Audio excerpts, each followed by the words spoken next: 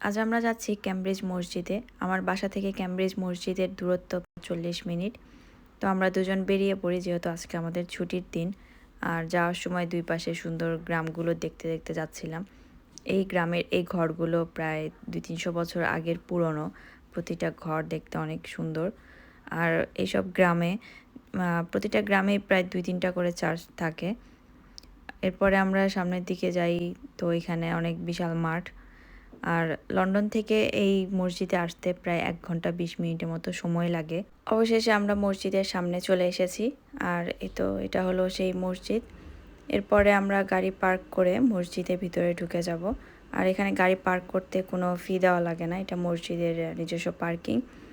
আর শুক্রবারে এখানে আগে আসতে হবে, কারণ শুক্রবারে অনেক ভিড় হয়, অনেক মানুষজন আসে।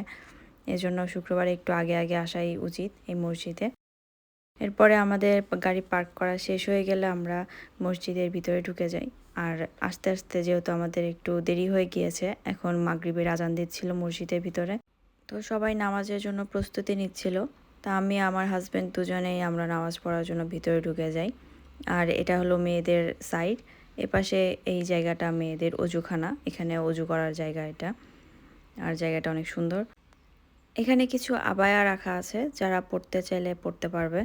আর কিছু চেয়ার রাখা আছে, যারা নিচে বসে নামাজ পড়তে অসুবিধা হয় তাদের জন্য। এই হলো মসজিদের ভিতরের স্ট্রাকচার। এটা খুব সুন্দর, সম্পূর্ণটা কাঠ দিয়ে তৈরি করা ডিজাইন, দেখতে খুবই সুন্দর লাগছিল।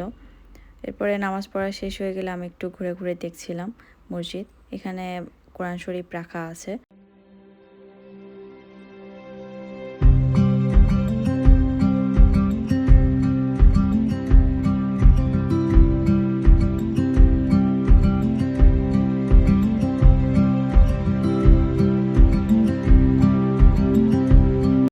আর এই মসজিদে নিজস্ব ক্যাফে আছে, যেখানে চা কফি খাওয়া যায়, তার জন্য কোনো পে করতে হবে না। আর মসজিদের চারিদিক অনেক সুন্দর। এরপরে আমরা মসজিদ দেখা শেষ হয়ে গেলে এখান থেকে বের হয়ে আমরা একটু আশেপাশে হাঁটাহাঁটি করি একটু দেখার জন্য। তো এরপরে আমরা ঘুরে আবার চলে আসি। এরপরে আমরা বাসার দিকে রওনা দিই। বাসায় যেতে যেতে আমাদের প্রায় রাত হয়ে গিয়েছিল। আর এই হলো আজকে আমাদের ক্যামব্রিজে মসজিদে আসা, এখানে নামাজ পড়া।